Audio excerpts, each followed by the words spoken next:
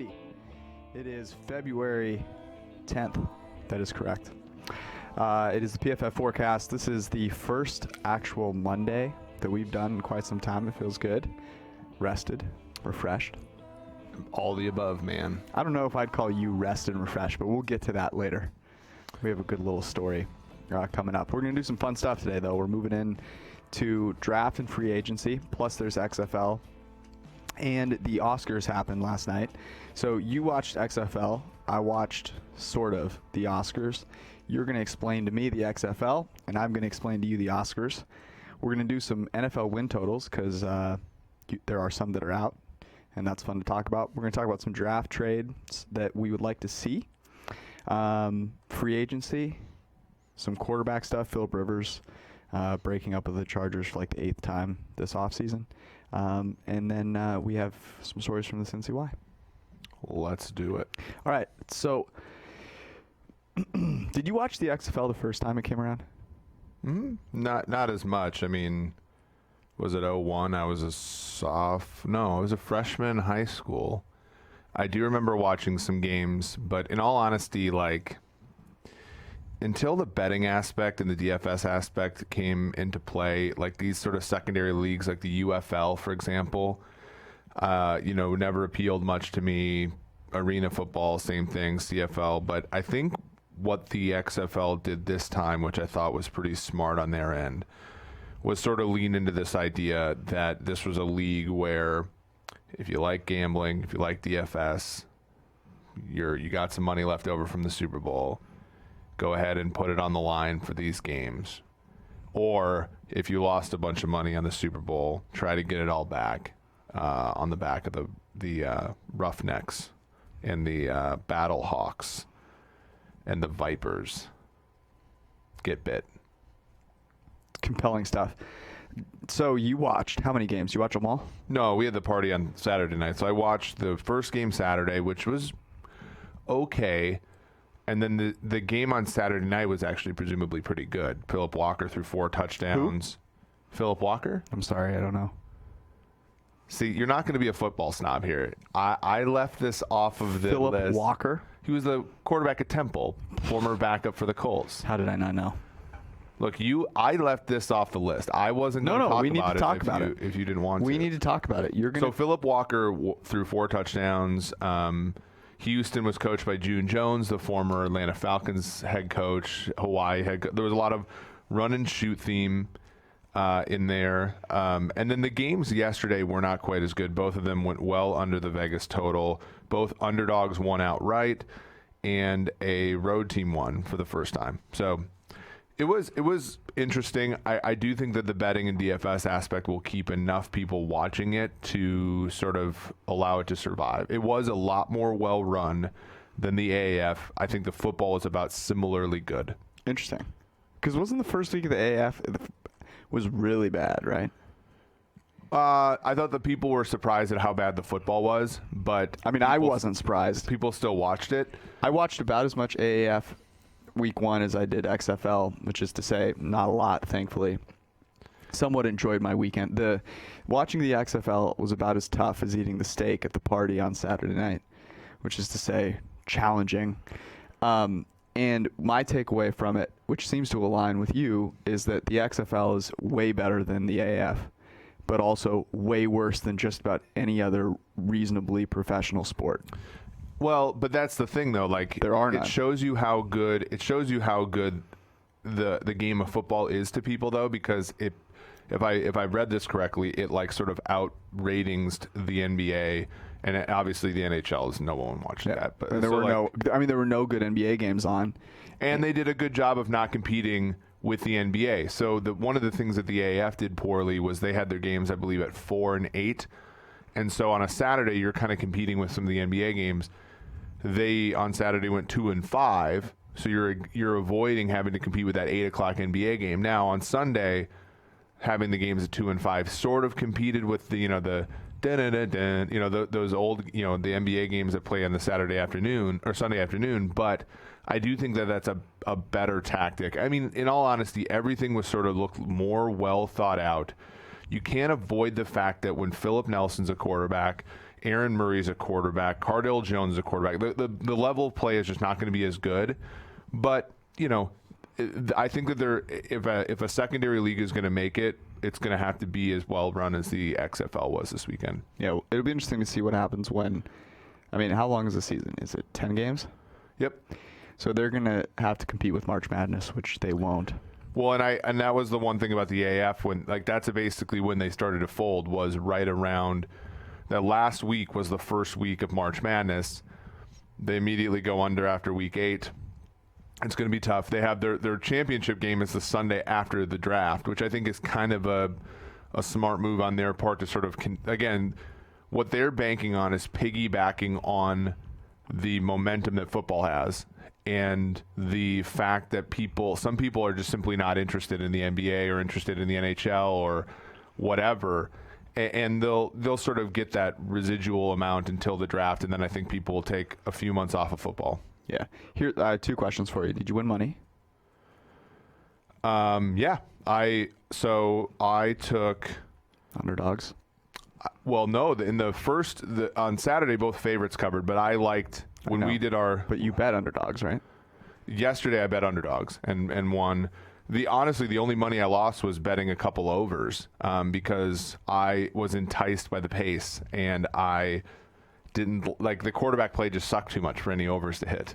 Who could have foreseen? But no, early the Seattle team's the worst one in the league, and I bet DC against them -6.5, closed -9.5, and they covered.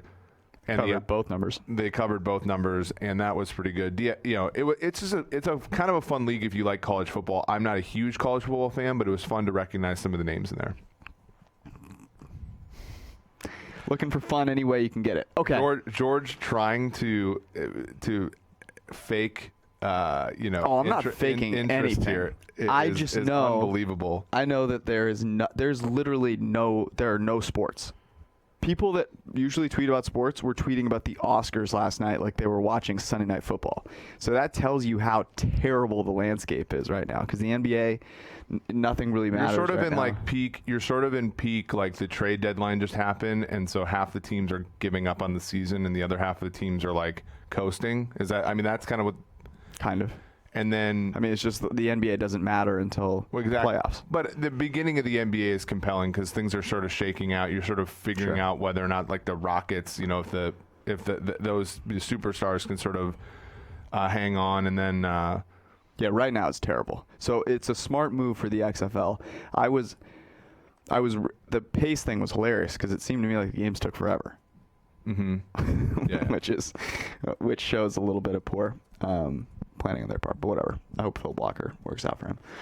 I don't think any of those quarterbacks are playing in the NFL anytime soon. But the Oscars. So can you name? I'm gonna give you like a 30-minute rundown of the Oscars. But my first question is, do you know a single movie that was nominated for Best Picture? Uncut Gems? Nope. No? I don't believe so. Well, I certainly know Parasite now that everybody's been tweeting about it, but I have not viewed anything. No, Uncut Gems was not. But Parasite, good job. Well, I follow along a little bit. Good job. Okay, so you could name one. My big takeaway from Oscars night was that I've been calling these things movies, and I thought snobs called them films. No, it's and picture. I was wrong. Thank you. Glad that you followed along there. So calling them pictures, calling them motion pictures, but just talking about the picture that you're going to see or that you saw, and talking about the creative freedom that the director took is an important thing to do if you want to pretend like you know what you're talking about when it comes to pictures. Here's the whole thing you need to know about the Oscars. The Oscars is generally about pictures. In this case, it was all about music. There were like 40 musical acts. It opened up with Janelle Monáe. Do you know who she is? Mm-mm. Didn't think so. Anyways, she's not a motion picture star. She is a musical star, and she sang. The highlight of the evening was Marshall Mathers. Do you know who he is? Yeah, Eminem. There you go. He sang "Lose Yourself." It was spirited. He's fat, which I was not expecting. I sort of thought Slim Shady would always be slim. Not anymore. He was got a never beard. that slim to begin with, though. Really? He was not like in shape. He was just No, like but he was young, slim. Yeah, but that's not stable. That's like your kicker nickname- skinny. That's kicker skinny, If right? your So, like, nickname is Slim Shady, you should be slim the whole time. Anyways, his performance was the best performance of the evening. Brad Pitt won an Oscar, which I didn't know. I just sort of thought Leo and Brad Pitt were just really good looking and never won anything. But Brad Pitt won something. His hair looks like Russell Wilson's hair right now. Oh, nice. So that was interesting. He made a political statement during his speech and then thanked his kids. That was funny. And then Parasite won Best Picture. Now, the interesting thing about Parasite is that it was a big underdog. So because you know very little about the movies that were in there, 1917 was a huge favorite. I would compare this to if Russell Wilson won the MVP instead of Lamar Jackson. Well, he should have, but yes. Right. I mean, Now, this movie, by all accounts, was the best movie of the year. It was really good. It's a movie that I think 10 years from now, people will still look back and be like, hey, this is a movie worth watching. It was very topical and very well done. And the best part of the whole thing was the guy that directed it. His name is, I think it's like Bong Joon-ho. And he won Best Director. He was an underdog as well. Did you see the guy that played Harold in Harold and Kumar said he was hanging out with like the production crew during like the after party and got congratulated a number of times? Really? Yeah, it's like, can you get any more like American than people mistaking him for? Anyways, this guy gets up there. He has an interpreter who's reading his acceptance speech. The dude had an unbelievable acceptance speech. He thanked Marty Scorsese, who, by the way, was the only person that didn't like the Marshall Mathers "Lose Yourself," the Eminem performance. Who's just like sitting there stone-faced, which was better than most of the other white people who just looked like it was the first time they'd heard a rap song before. But then he said he's going to, quote, drink until morning. Nice, same. And that brought the house down, obviously. He looked like he was actually serious, though, based on his countenance. So there's my Oscars wrap up. I went to bed before Best Picture was nominated, though, or was given out. It was very late in the day. So It's long. I mean, it's live and it just goes forever. So, anyways, let's talk football, okay, like real football. okay. You ready? Snob, but yes, I will talk real football. No. now. I mean, look, Phillip Walker. All due respect, Cardale Jones, a name I've really missed. He played great. He was like our highest. He got like a 90-something grade. Yeah, we should mention, if you are into the XFL and you love betting, we've got all the stuff you need. We have premium stats for the XFL.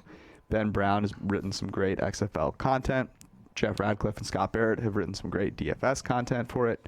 And you will tweet about it. The stuff that Ben writes about is because we have all the we could have XFL Greenline if we wanted to. We don't want to though. Right. Because why would we? Yeah, I'm just saying that you tweet about it. I do tweet about it because it's I'm simply promoting the different products that you can get from PFF, and one of them are your tweets. All right, win totals. You wrote a lovely article about the ones that you like the most, and you can check it out on PFF.com. I can't decide which of these I like the most. Unfortunately, I know which one you like the most, and you're just sad to say it. yeah, it's tough, man. It's the Niners under 10.5 wins. It makes way too much sense. Their defense was so good. They flipped the script from a turnover perspective so incredibly well.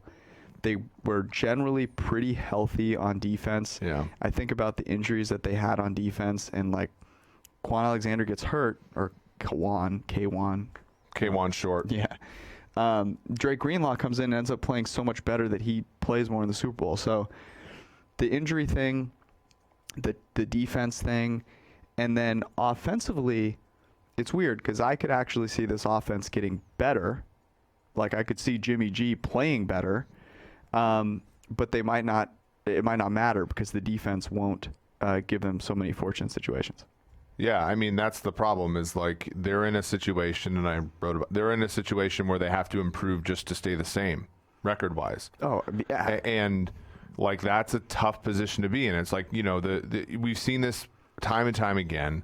And not to, you know, I do think that the Niners are fundamentally better than a lot of these teams historically, like the Bears. They're fundamentally better than the 18 Bears, right? Yes. They're fundamentally better than the 17 Vikings. They're fundamentally better than the 17 Jaguars, the 16 Giants. But they all share those characteristics where if you have a defense that was a big reason why you were good, and you have a quarterback whose name isn't Tom Brady, Pat Mahomes, Andrew Luck, Russell Wilson, like this, like the gravity of the situation pulls you down to a difficult space, right? You look at the Rams last season, like Jared Goff is probably in a similar cluster as Jimmy G. You perturb the system a little bit and he struggles. And I'm not saying that Jimmy G is going to struggle next year, but he has to play better than he did this year just for them to win 10, 11 games. And 10.5 just simply is too big of a number, right? Like 10.5 is monstrous. If the Niners win 10 games, they go 10-6, they're successful next year. That's my point. If you said, hey, would you take 10-6 right now? I would absolutely take 10-6 right now. And that's kind of a litmus test for me. If I'm like, hey, would a number under this be categorized as like above average? And if the answer is yes, then the number is too high. Here's the thing with Jimmy G. And okay, so the one part of that I really disagree with is this. The Rams from last year. I made this point to you right before we went on. The Rams were in the Super Bowl fraudulently. There was no one, like, since the Chiefs game last 2 years ago, the Rams were a disaster, man. Like, they were fucking awful. Mm-hmm. They got destroyed by the Bears, destroyed by Nick Foles and the Eagles. They looked terrible. And they managed to beat the New Orleans Saints. I mean, they beat the Cowboys at home. Okay, great. Congratulations there. They also kind of squeaked by them. And then they beat the Saints thanks to the worst call in refereeing history until the George Kittle call in the Super Bowl. So they're in the Super Bowl fraudulently, and then they score 3 points in the Super Bowl. Like, we already knew they sucked. Here's my comeback, though, and I agree with you that it's not the same. But the 49 and the Niners' reason for struggling down the stretch a little bit was more about injuries than fundamentals. But a similar thing happened to the Niners this year, right? I mean, they lose to the Ravens in a close game. I'm sorry, what? Yes. So here's the thing. I'm not saying the Niners are in the Super Bowl fraudulently, but if they absolutely blew the fucking doors off of both opponents before playing in the Super Bowl. Okay, but if Seattle scores the touchdown on a play that was a yard away, they're the 5 seed. So like they're not in the Super Bowl fraudulently, but their appearance in the Super Bowl was every bit as tenuous as the Rams in 2018. Yes. No, absolutely not. Are you kidding me? The league actually created a rule that said the wrong team played in the Super Bowl. Yeah, I agree. But at the same time, the Niners are like, okay, so the Niners lost a home game to the Falcons. They beat the Rams by 3. They barely beat Seattle. Then they get the Vikings and Packers, who I think are a little bit better than we would like to think, but they were better than the 2 teams the Chiefs played. They hammered both of them, and then in the Super Bowl, like, they performed a lot better in the Super Bowl against the Chiefs than the Rams did against the New England Patriots, no doubt about it. But I still think that, like, we see that the Niners made it all the way to the Super Bowl, and we're like, this is a good team, and we're right. But we don't talk about how, like, noisy even getting that far was. There's the noise is the whole reason we're talking about under 10.5. Right. My point is that the Rams legitimately were bad and still made it. The Niners were good and made it. There's a big difference. I don't think the Rams were. I don't think the Rams were bad last year. Do we need to go back to the Bears game and rewatch it? Sure, but like the Niners played every bit as uninspiring against the Falcons at home. That game was 19-10. You need to go back and watch that Bears game. That may have been the worst quarterbacked game in the past, like, 10 years. Look, I'm not talking specifically about just the quarterback. What I'm saying is like it's not like the Niners were like the 94 Niners or the 2017 Patriots, or like they blew through the league and then struggled in the Super Bowl. I'm just saying that like there was a bunch of universes where the season wasn't as easy for them, and and the Rams, we saw some of the unease at the end of their season explicitly. Then they lucked into the Super Bowl.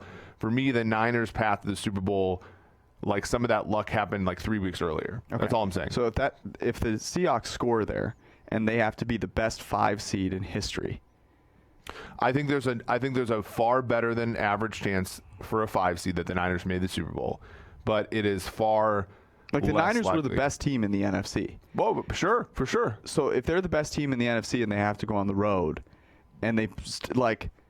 No, I think they beat Philadelphia, but then they go to, where would they go? New Orleans again? New Orleans lost. Okay, so they would have gone to where? Well, New Orleans wouldn't have lost. New Orleans would have been a 1 or 2 seed. That's what I'm saying. Oh, okay. I see. So no, Seattle would have been second, right? Well, no, because Seattle would have been only 12-4, and then New Orleans and Green Bay would have been the top 2 seeds. So they would have, as the 5 seed, assuming 3-6 held, they would have gone to New Orleans, which they've beaten before, right? So I'm not saying that it was impossible. I'm saying it's just far less likely. And we look at the luck for the Rams very, very explicitly because it was literally the play before the game ended. And we see that when I look at the Niners, I see it sort of more up the chain a little bit. Yeah. Okay. Agree to disagree. All of your comparisons are, I think, spot on except for that one. Also, Kyle Shanahan is better. Okay, pick a different, other than the Niners, what's one that you I like the Raiders under 7 wins. There's so much going against them. For one, Derek Carr was a top 4 quarterback in terms of our grades for the first half of the season. He was bottom half of the league second half of the year. The Raiders won 7 games this year, but all of them were by 1 score or less. You get the moving teams. You get they had a great season in terms of draft capital, and they basically pissed it all down their leg. Their best player on offense a season ago was a running back who will no doubt regress in year 2. Their defense is terrible. Like the Raiders being 7-9, and then them opening it up again. Like literally 7 wins was like the upper distribution of what you could have expected from the Raiders last year, and Vegas hanging that 7. Dude, the other thing is the Chiefs are 27-3 against the AFC West since 2015, 90%. So they're losing 2 games to the Chiefs. The Denver Broncos should be improved. They were good down the stretch last year, and the Chargers. The Chargers have nowhere to go but up. So that's a tough division to play in. And then, can I tell you why the number one reason I like this? So this is one I might not have picked out had it not been for your savvy plucking of it from the group. Here's the number one thing. They don't have a single game at home next year. You know why? Right. Because they got to go to the Strip every freaking week and see every single fan base make the trip from Wisconsin and Minnesota and Buffalo out to Vegas to cheer their team on, right? Let's discuss this because I mostly agree with you. But does it not have the Miami effect in the NBA? I don't think so. Okay. Here's why. In my opinion, Vegas is not what it used to be. And and that's just anecdotal. Like, I really don't enjoy Vegas that much anymore. The clubs are pretty slimy. Like, it doesn't have the aura it used to. Whereas South Beach actually has, like, attractive people. Like, people in Vegas, like, it's not even an attractive place anymore. And also, because the Sapphire just isn't what it used to be. Okay, so that's the one thing. So, but here's the thing about that is it's way easier to protect against your players going to strip clubs when you know they're there. In Miami, I think it's more about just like the many possibilities that there are in South Beach. I feel as though in Vegas you can just be like, okay, we got to guard against the strip clubs. We'll just make sure the players don't go to the strip clubs, and you can get away with keeping them from that. Okay, I see. This is the thing. I mostly agree with you, but I think that the hard part about home field advantage is not necessarily the advantage that the home team gets. It's the away field disadvantage. And I think that we're underestimating that when it comes to Vegas, at least in year 1. I think further into the future, Vegas is not going to be a huge deal for some of these teams, especially AFC West opponents. But at least early on, I do think the Raiders will have some home field advantage, but it just won't be the normal 3. For me, it's all the team level fundamentals that suck for the Raiders, which is this, that they're terrible defensively. Their offensive line is overrated. John Gruden, fundamentally does not like Derek Carr, and they have no good wide receivers. It's just it's a rough road for them. And I think all those things get compounded because the other big part of home field is how many fans. Yes. Right? Like the Chargers issue was that they just never had any fans. And it'll be very interesting to see if the Raiders can get any fans out there. A couple of noteworthy numbers out there. The Kansas City Chiefs at 11.5. Andy Reid is 7-0 in terms of going over the Vegas win total as the Chiefs. This is going to be tough though. The only thing, and Chiefs fans get upset when I say this, but I mean it 100%. The Chiefs have an unfair advantage in the AFC West. Yes, we talked about this before. They play their home games at noon Central, which is 10 Pacific, and their 3 division opponents, if they get those games at home during the regular season at noon, they have a clear advantage, and it's been that way. It was that way in the 90s. It's that way now that they're good, but yeah, man. I mean, 12-4 seems like a pretty easy road for Kansas City, but I would never bet an over 11.5. Yes. Let's just put it that way. Neither would I. Indy 7.5 is one that I would consider betting now because there's a lot of unknowns in that division, and I'm not sure that their quarterback position has been resolved yet. I'm writing an article currently about a quarterback in the free agency pool who I think would be perfect for the Colts. So that's one I would look at. I also think Miami 5.5. They have a ton of draft capital. I mean, just a massive amount. Quarterback is, a known unknown kind of thing. Philly at 10, to me, is way too aggressive. Well, Philly just can't get out of they haven't been able to get out of their own way since the Super Bowl. You've been calling them the Falcons for a while. I mean, 10's almost a for sure under bet for me. 2 others that I think are really interesting. Dallas at 9 and Green Bay at 9.5. Over, under? A Dallas over 9 to me is, I think... Here's the ridiculous thing. The ridiculous thing is Dallas being a full game below Philly. I don't understand that at all. They have the better quarterback. They have the better overall team.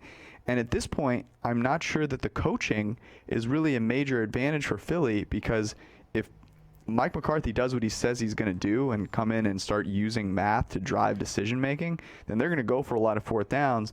And Kellen Moore is a guy that probably already has a better scheme. They have a ton of a ton of cap space. They have a first-round pick again, I believe, which is big for them.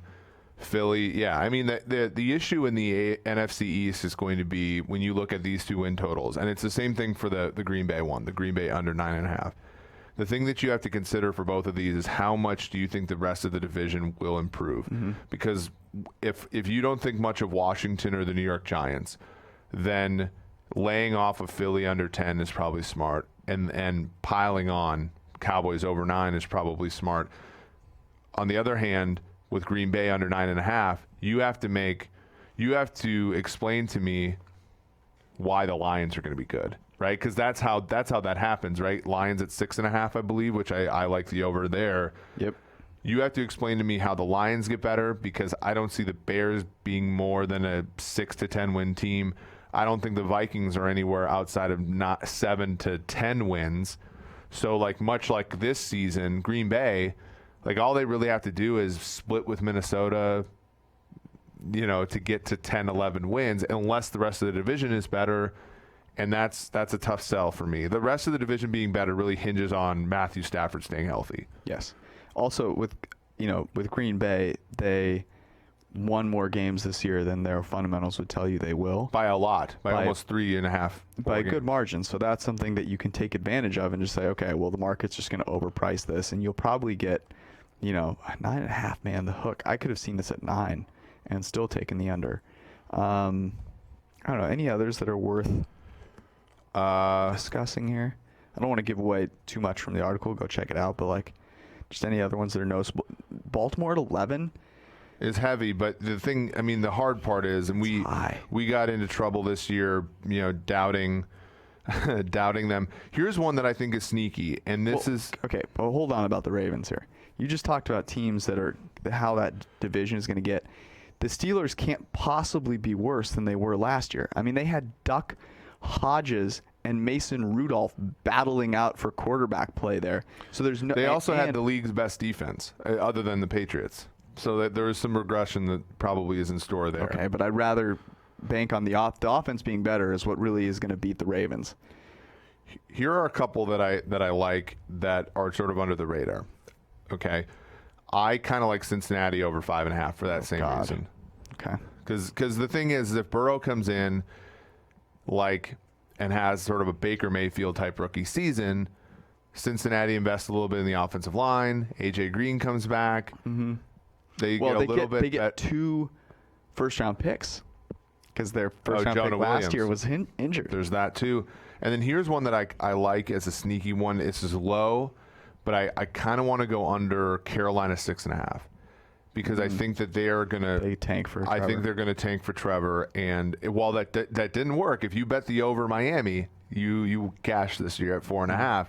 6.5 is a little bit higher than that. And I think in that division, Tampa Bay is going to want to be good. New Orleans is going to want to hang on for one more year. And our Falcons, I think, the Falcons have basically owned Carolina for Falcons have sucked for 2 years in a row, and they've gone 4-0, I believe, against Carolina. So, it's one of those things where I think this is going to be Carolina's year to be the Dolphins. No, I'm with you. There's one more that Chicago's 8. I'm going under just on principle. Just on principle? Just to get the love from the Bears fans. That's what one of my friends DM me said, I'm going to bet all 4 XFL unders. I think one of them at least goes over, but it's just the principle of the matter. You have to. Okay.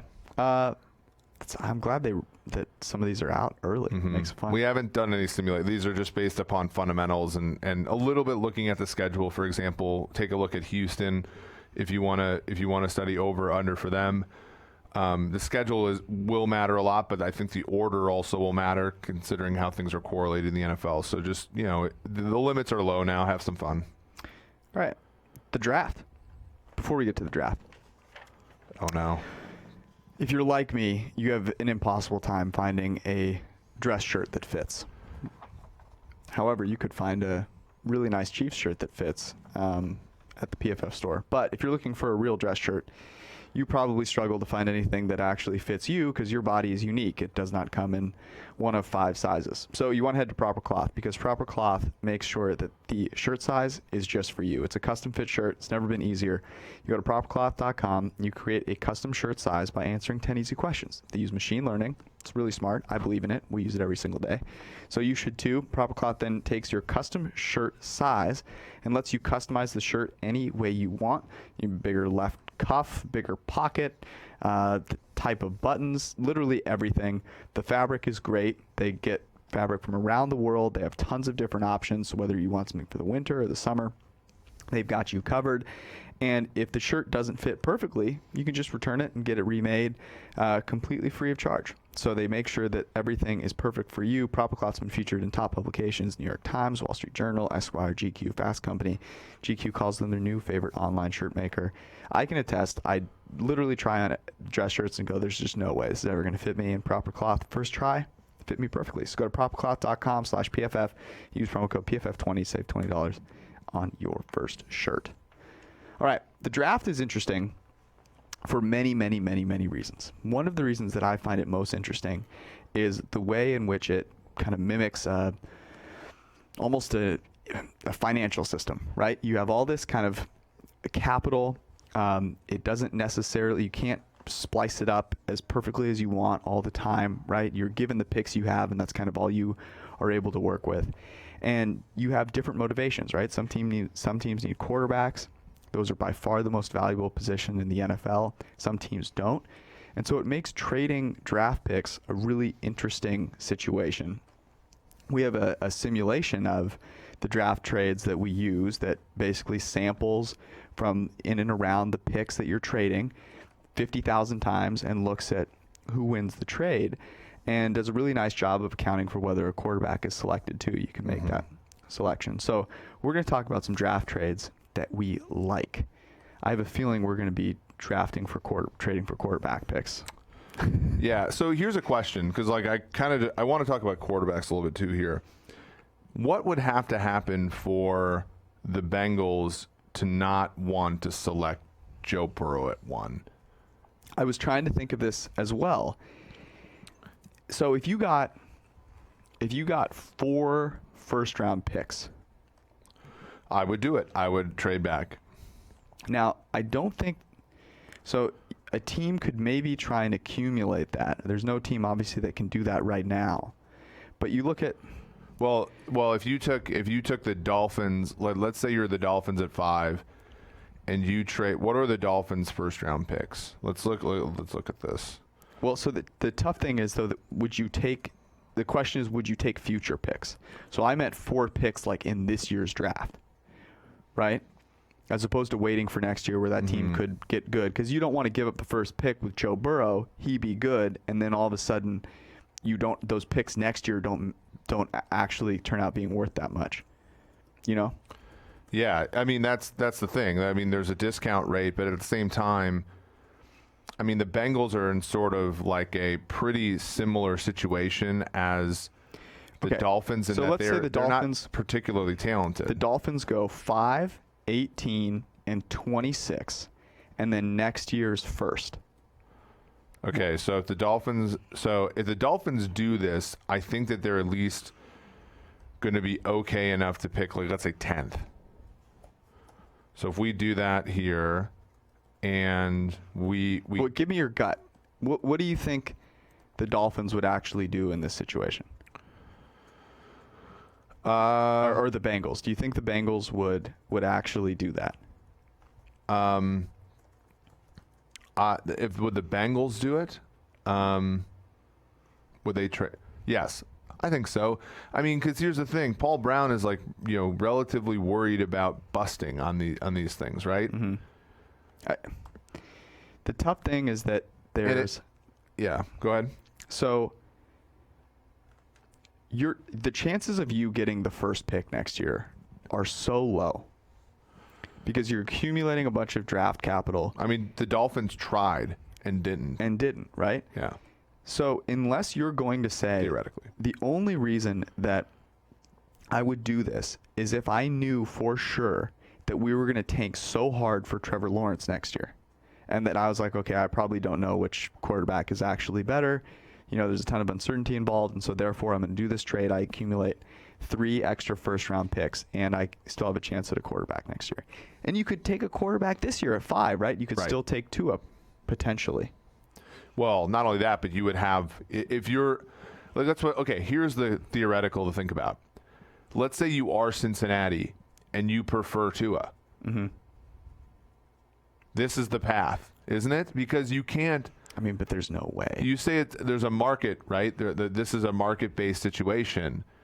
To take Tua, it's sort of like when the Houston Texans took, now this is way back in the day, but they took Mario Williams over Reggie Bush when everybody was like, Reggie Bush, the number 1 overall pick. It's like, but if you knew that everybody thought Reggie Bush was the best pick and you thought Mario Williams was, you should have traded back. Just like the Oakland. If you're Oakland and you literally thought Clelin Ferrell was the 4th best player in the draft, you should have traded back to like 10 where everybody else thought he was going to be picked, because that's how this works.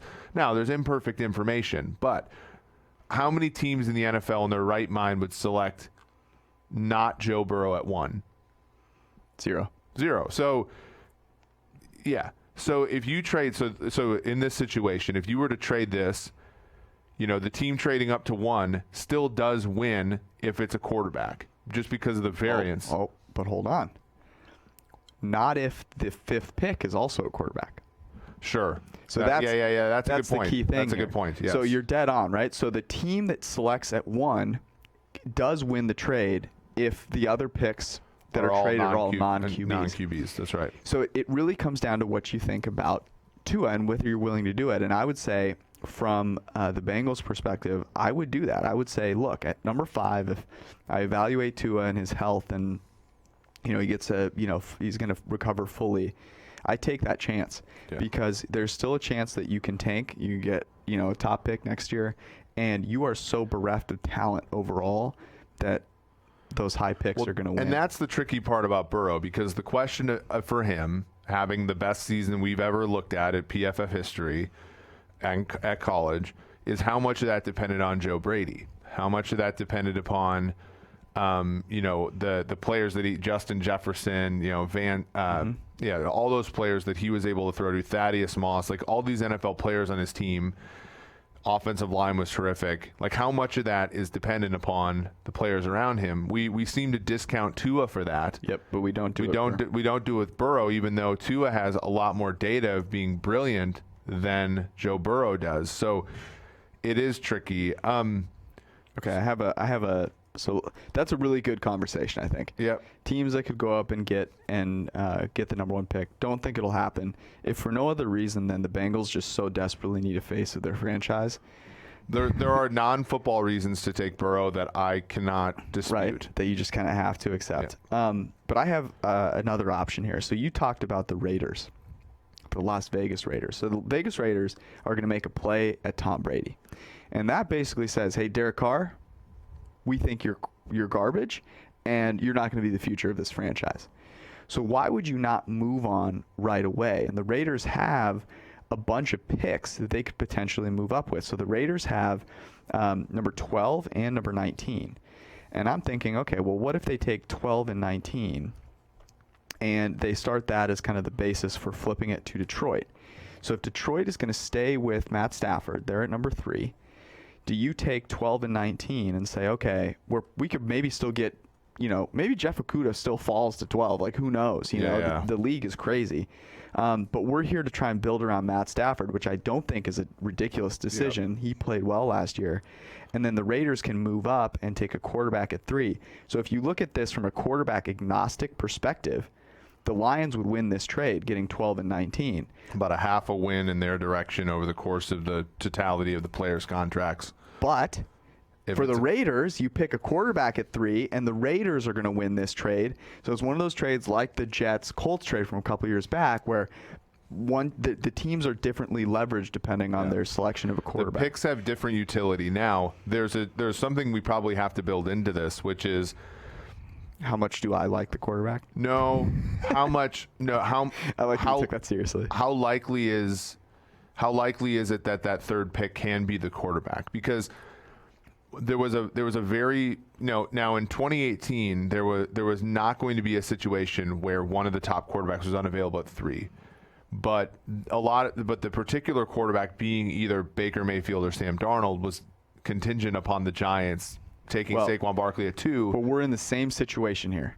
We are, but that's the thing. I think when we say that Oakland would win this trade, 2/3 or 3/4 of the time, we're assuming that second pick is not Tua. You know what I'm saying? Or and that's the tricky thing. So if what would be the percentage? Like I don't think Washington's going to take Tua at 2, but they may very well trade back. But here's the thing. So if this is really interesting. Okay, so say the Raiders go to 3. Now the Dolphins know that the Raiders are going to take Tua. Well, you would think, right? Yep. So then they say, okay, we're going to try and move up to 2 to get Tua. Yeah. Are the Redskins crazy enough to be like, nope, Chase Young is a generational talent, which he is. Yeah. It just so happens that he does not play quarterback, so it's not, you're overvaluing it a little bit. Are the Redskins too stubborn to actually trade back, or maybe too, I don't know, just too set in their ways, like we've got to take this generational defensive player? Or could the Dolphins, would the Dolphins be willing, because they're mathematically inclined, to say, okay, we know how much a quarterback is worth, and now we're going to give up our 3, or 2 of our top picks, because what? So the Dolphins would give 5 and 18. Yeah, I mean that's the thing. Like are the Redskins doing that? If they're smart, and I think that Rivera has shown. I mean, I think Rivera's part of a good solution there. So maybe they are smart and do it. Yeah. You know. Any other trades that you ran that you liked?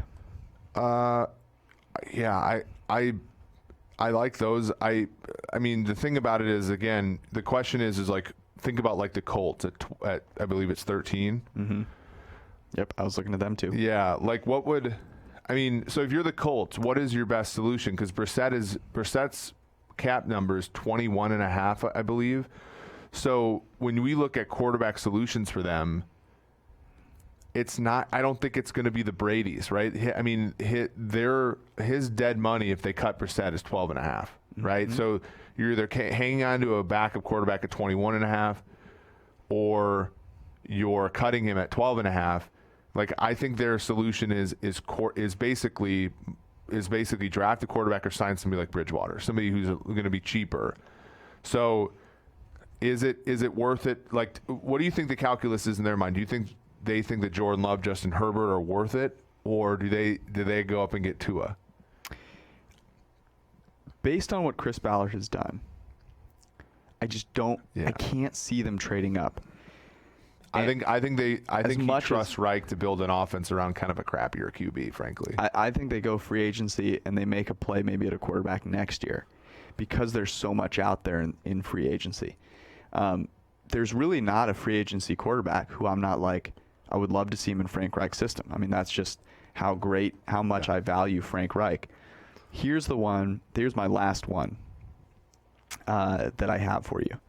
So this is, again, Detroit trading out of 3.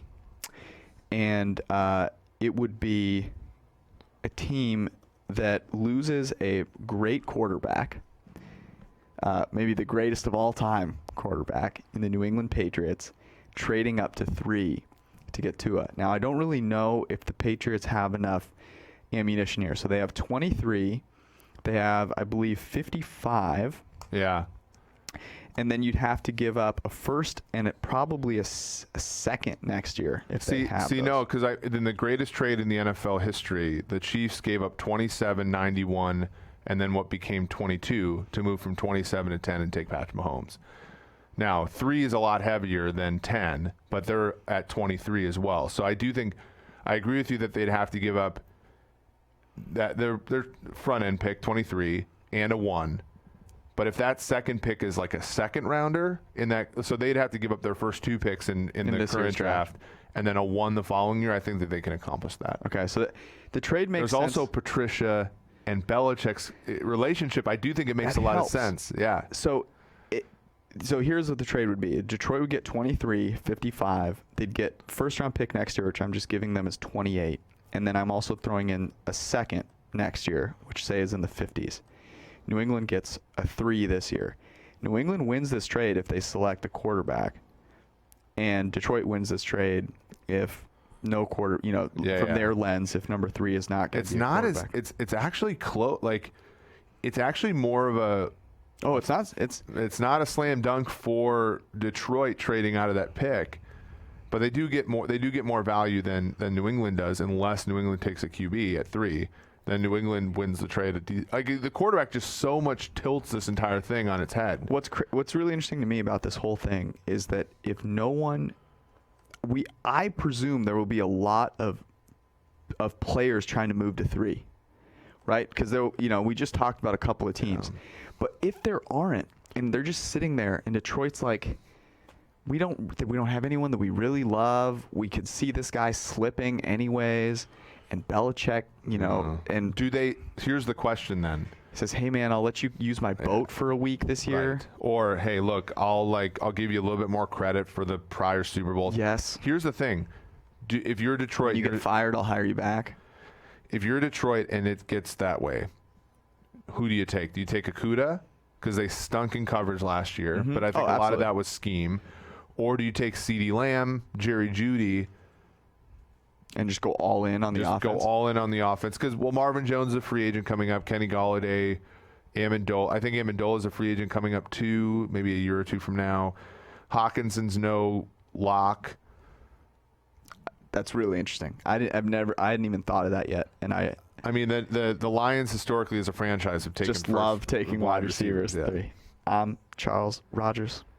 Man, R.I.P. Okay, that was a fun segment. I really enjoyed that. We should do that every week, just going on from now on. We are running woefully behind. What do you want to do to close this out? So we talked about free agent running backs last week.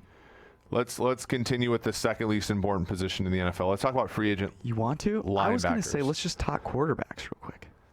Okay, we'll push linebackers off till next week. Linebackers are not pressing news. Phillip Rivers is over here floundering around. Okay, so where does Phillip Rivers go? I'm trying to figure out how you get the RV from Florida to Indy. You don't. So that's just not happening. See, I think the Colts, here's the thing with the Colts. And we wrote about this last year. We believe it, I think, 100%. The Colts are playing the long game. Mm-hmm. Yeah. The Colts are playing the long game, man. And, because their roster is not good enough to win a Super Bowl yet. True. So, if you're going to make a Brett Favre type play at a player like that, your roster's got to be 09 Vikings good, right? Or it has to be. And I just, name me their second receiver behind T.Y. Hilton. Phillip Walker. Yeah, exactly. So, I just don't see. And defensively, I think that the Eberflus gets a lot more out of them than their talent would suggest. But, man, I just don't think they're ready yet. I think that they need to find a QB that's sort of more of a sustainable player, whether that be a player in the draft or whether that be Teddy Bridgewater. I knew you were going to say Teddy. Because you look at Jacoby Brissett, Jacoby Brissett had less WAR last year in 15 starts than Bridgewater did in 5. So, even if you go, okay, so let's say you have Bridgewater there's upside there, but it's limited, or you have Jordan Love, who there's upside, but the mean is limited, or Herbert, something like that. I think Reich could be that kind of coach that you wonder, why did we miss out on this mid-tier quarterback in the middle of the first round? It's it's because that guy actually sucks, but, Frank Reich's good. So here's what I think. The Colts, to me, and I agree with you on this, you were on the forefront of this, it's just they don't have Pat Mahomes, is that they're doing the right thing. Yeah. They're building the right way. So my answer to what you said is, why can't you do both? So why wouldn't you go, okay, let's give Bridgewater a shot. And at the same time, let's do what the Patriots did, and let's draft the next Jimmy Garoppolo in the second round. And look to build both ways until you're in a situation where you are, if you're the Chiefs, where you're like, well, we can trade up for Patrick Mahomes, right? I think they explore opportunities to trade up for Tua. I think they also explore ways to get Teddy Bridgewater, and they give themselves as many outs as possible. Phillip Rivers, then, to me, is either retiring, which I think has I think it's 50-50 chance. I think he retires, or he's going to play with your boy Bruce Arians. Yeah, I think Tampa Bay is a classic place for him. The problem, and I don't hate it, right? I like Jameis and how he fits into Tampa Bay, and so I would be a little bit disappointed in that. I think it's just personality fatigue. I kind of want to see him work it out there. But, yeah, it makes a lot of sense. They have two great receivers in Godwin and Evans, an offensive line that's okay, far better than the one he had with the Chargers. O.J. Howard's a good tight end, and, Jameis has never been one to throw to O.J. Howard, but maybe, Rivers would be somebody who could take advantage of that. Their defense is very improved from a season ago. The problem, I think, so if you're Arians and you think to yourself, okay, this offense was great. Yards per play good. Big play percentage is good. Big time throw is good. Positively graded play is good. Where was the one place that the Buccaneers sucked? Well, they turned the ball over too much. Yep. Phillip Rivers has had 20 plus interceptions, more than any quarterback in the entire league over the past decade. So has he really solved that problem? He doesn't push the ball downfield and he still turns it over. So that's what I'm saying. So is he really an upgrade over Jameis? Maybe not. Okay, here's another thought. You mentioned the Panthers potentially, doing the whole tank for Trevor thing. I ultimately believe that Cam Newton is going to Los Angeles, to the Chargers. And I think I've said this before, I think either he or Jameis makes a ton of sense for the Chargers because they have a bunch of Keenan Allen's a very good receiver for Jameis. Marvin Williams is good, right? But what about Cam Newton going to Tampa Bay, I feel as though Bruce Arians is kind of one of those guys that is a perfect second chapter guy, and that's what Cam Newton needs. He needs this guy that just doesn't give a fuck. Yeah. And is like, listen, Cam, both of us, there are people that don't like us for what we've done in our past for reasons I can't talk about. We're in the here and the now, buddy. You know? Like, yeah. And I don't know that Cam Newton is necessarily an accurate enough quarterback for Bruce Arians to sign on to. I don't know if he wants to, experiment with running quarterbacks. But that's the kind of quarterback he's had success with. Like, Cam is a Carson Palmer type player. Like, he's a more athletic version, but he's not a precision guy. No. He's a down the field guy. Which is exactly what Arians would leverage. As long as his arm stays on, right? Like, that's the problem with Newton, was that the first 2 games this season, he was hurt, and you couldn't even use his athleticism. Like, and this sounds bad, but Cam Newton's one of the most productive quarterbacks we've seen over the last 10 years. When you take away his legs, he sucks. Like, he's not a good starting quarterback in the NFL without his legs. So that's how much his athleticism means. He goes from a productive plus player at the position to horrible, and so, like, you have to have that resolved, because if he just is a drop back passer, like, I don't know. I don't see it. If Cam Newton goes, let's say Cam Newton goes to Tampa Bay, are they just doing a swap and Jameis is going to the Chargers or there's something about, I can see the Chargers going with Cam Newton. I have a harder time seeing them going with Jameis Winston.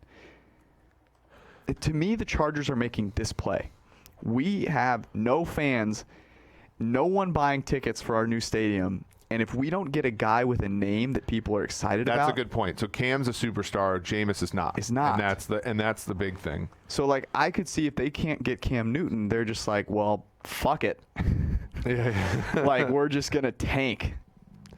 Yeah. Because I also don't see Teddy Bridgewater being that guy. No. Like, I think it's more likely that the Patriots sign Teddy Bridgewater than the Chargers do. But Bridgewater is sort of like and again, I mean this, I've been a Teddy fan for a long time, but I say this sort of Teddy is sort of like the perfect Belichick quarterback, right? If you're, he's accurate. He was accurate on more than 80% of his passes here if you throw out drops and throwaways and stuff. He's low ADOT, which before Brady decided to learn how to throw a deep ball was exactly who Brady was early career. He doesn't make a ton of mistakes. He's all this kind of stuff. I do think that he would be a good option for New England. He's a good option for New Orleans too. If Sean Payton doesn't gets over this whole Taysom Hill thing. Yep. He's a good option there. He's a good option for the Colts. I honestly think the Colts are sort of a perfect place in terms of it's indoors, so he kind of has a noodle for an arm, but it's not as big of a deal without weather. Frank Reich's a really good up and coming play caller, and they have a ton of cap space to support him and a good offensive line. And so. There are some places where Bridgewater's a great fit, and there are some places where he would be a horrendous fit. Tampa Bay, I think, would be one of them, where he just is not a downfield enough thrower to succeed in that offense. He and Bruce would not get along. Yeah, and then there's some places where Jameis, I think, would fit in great. I think there's a smaller number, and places where he'd be horrendous. He would not survive in New England. He would not survive. I think Indy could make him work, but I don't think that that's going to be what they opt for. Right? He doesn't seem like their kind of player, but like. I don't know, man. It's going to be really interesting. And then, of course, Brady. Well, Brady. Everybody seems to think he's a Charger. Which I don't get. I still don't get. They're a second-tier organization in that city. It just doesn't make sense to me unless he is doing the LeBron thing, where he is. And the tough thing was LeBron went to the Lakers, who are still a legit organization despite the issues they had in their front office. But they're such a well-respected organization that and made so much money that he was sort of able to come in there. The Chargers are not that way. They're like the exact opposite of the Lakers. So it doesn't make a ton of sense to me. The Vegas Raiders being so bad, I think, is the prohibitive factor there. Like, they're just not a good team, and I don't see him wanting to go to a team that sucks that much. So to me, he's still going to to stay in New England. But here's the weird thing. Say he does go to the Raiders, well, then Derek Carr is all of a sudden out there. Yeah, there's so many interesting pieces. Here's one more sort of like wild card. And I know he has a no-trade clause. What about Kirk Cousins? Oh, stop it. Stop it. Who's trading for Kirk Cousins? But that's a good question, because who's going to trade? So like let's say that you're in this carousel. Let's say you're the Chargers and you're in this carousel, and or the musical chairs. The answer is no. The music turns off and everybody sits down and you're the one standing up. No, Kirk Cousins is not filling your state. You're either getting a guy who's going to sell a ton of jerseys and going to put fans in the seats, or you're starting Tyrod Taylor. Yeah, you're tanking. Okay. You are not going to. Here's the thing. You being mediocre in Los Angeles is not a recipe for survival. You only survive if you're the Chargers if you get a guy that is a marquee name. Otherwise, you're moving to Manitowoc. So you've got no shot. Yeah, and I agree, and I think there's absolutely no incentive for Cousins to leave Minnesota and to waive his no trade. I'm just saying, like, the Vikings would, in my opinion, would certainly jump at the opportunity to trade him if he were to. I agree. And like somebody brought up the other day, like, and again, this is silly, but I think it's fun to talk about. A Garoppolo for Cousins trade straight up, given Shanahan's history and interest in Kirk. And I think if I'm a Vikings fan, I would take that trade in a heartbeat.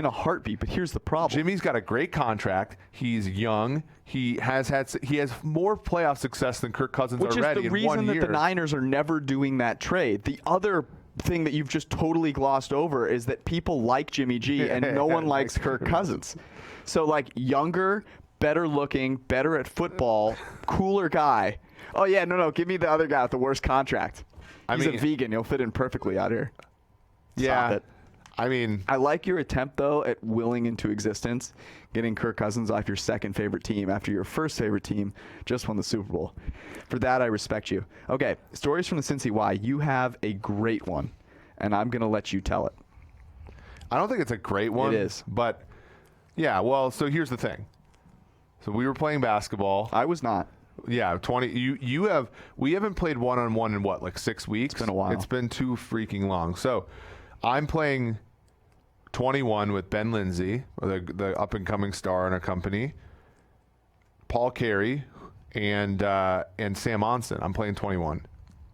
Ball's going out there. I chase after the ball. I do one of those things where I kind of stop on a dime, which, again, I'm not moving very fast, which is why I haven't had an ankle injury since I quit playing football. Stops on a dime. And I stop on a dime, and I would have swore that I tore my Achilles. Now, I luckily did not, but for the first time in my life, I had a non-contact injury, and it wasn't great. And it was bad enough. So you crumple to the ground. Crumpled to the ground. I strained my calf. I think it was like it's probably like one of those like grade 1. Are you gonna just gloss over the best part of the story? What's this? What happens after you crumple to the ground? Which is what? Which is Sam carrying me to the pool? Sam Monson is 5'8", 150 pounds. Sam. So here's the thing. Paul carries me to the elevator, which gets me to the pool, because our YMCA, the great Cincinnati Y, does not have ice packs, does not have crutches. So there are other things they don't have, which I'm going to talk about in a second. But yes, trying not to get my leg to balloon up. I go all the way to the pool and dip my leg in there. Nice. I have to file a report because I literally am still wondering if my Achilles is torn because I can't like straighten my leg. Of course. You and KD in the pool. Well, I think my injury was KD's first, the calf injury. So like I'm not going to play basketball for a while so not to have KD's second injury, which is an actual torn Achilles. So you're in the pool. You haven't walked yet. You get out of the pool. What happens? We're like a block away from the Y. Yeah, Sam and a nice YMCA employee basically crutched me back to Sam's car that I enter, and then Sam crutches me to the office. Sam is half of you. Sam is a very nice gentleman, yes. And then you were down here on the couch, ice pack, just... I was like, you need to go home. I haven't been in that much pain since. So I made a lie earlier.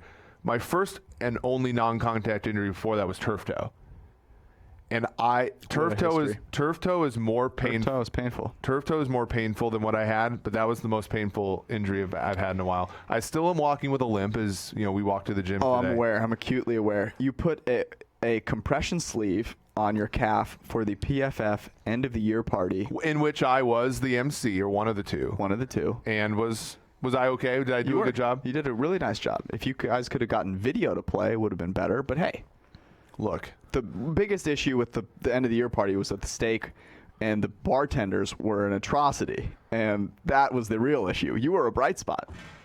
Well, as I always am. That's a good point. Okay, I'm going to finish up with my Cincy Y story. Okay. Which is more of a PSA. It has come to my attention that there are people in the Cincy Y, when we make fun of them, right? The old dudes that are just fucking naked walking around. Okay, and that's fine. It's whatever. But it has come to my attention that there have been some of these naked old men. Adjective, not verb. True. That have decided to expose themselves in the steam room and the sauna and proceed to do some things that are not appropriate. And it also has come to my attention that after being told this, people at the YMCA that work there have said, oh yeah, that's something we know about. And this really pisses me off. It pisses me off a lot. And this is, it's funny to a certain extent because it's like, I can't believe this is happening. But it's also, and I can't believe that the YMCA thinks this is a joke and ha ha ha. But also, like, if you see this happening, say something, file a police report, call 911. Like, this is ridiculous that it's 2020 and these old fucktards are walking around jacking off in the sauna. Like, it just makes me so mad. And now I work out in there, and every dude that I see, I look at them and I go, Are you that guy? Because if you are, and I catch you, I'm going to take you out into the street and let everyone see what you're doing, and then you're going to get in a cop car.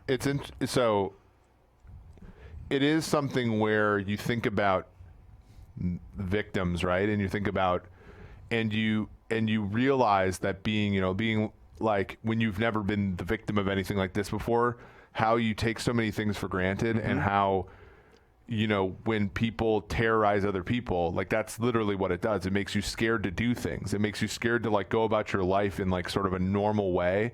And it really does piss you off when you realize, like, oh, we are just a lot more vulnerable than we were. And people somehow are okay with it sometimes, which is ridiculous. So it's absurd. It's absurd. So it's a PSA. If you're out there, you're at your local YMCA or wherever, your Equinox, wherever the hell you are, because I'm sure it happens everywhere. George is going to hit you with the fist of justice. Let me know if you have experienced similarly pathetic responses from your local gym administration, and we'll find a way. You're on watch. All right, that was our show. We'll be back with you on Thursday. Thanks for tuning in. Love you guys. Peace out.